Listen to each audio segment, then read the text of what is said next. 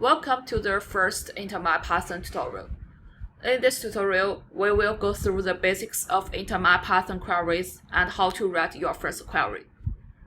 To get started, you would want to pip install InterMine in your terminal first. Let's look at sales. We start by importing the service class from InterMine's web service module. Let's click it. Then let's create a query object.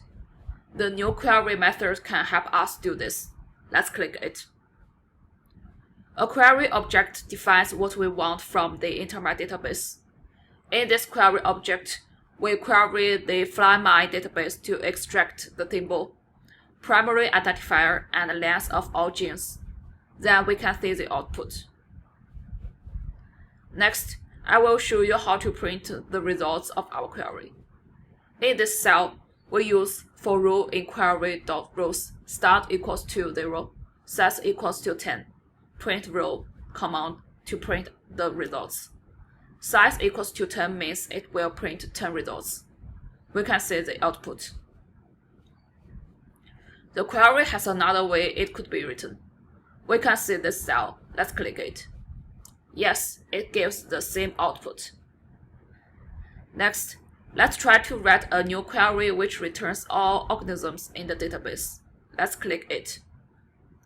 It creates a new query object. Then we select organism names.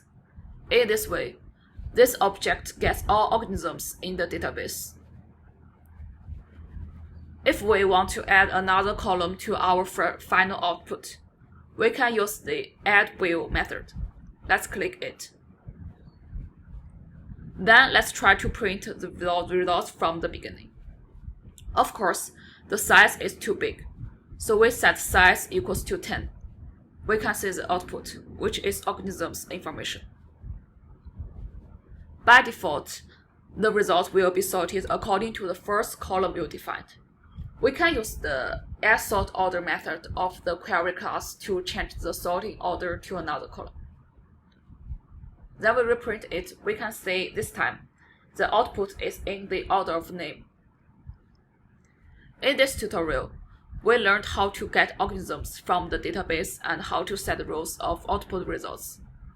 In the next video, I will show you how to add constraints to a query. Thank you for watching.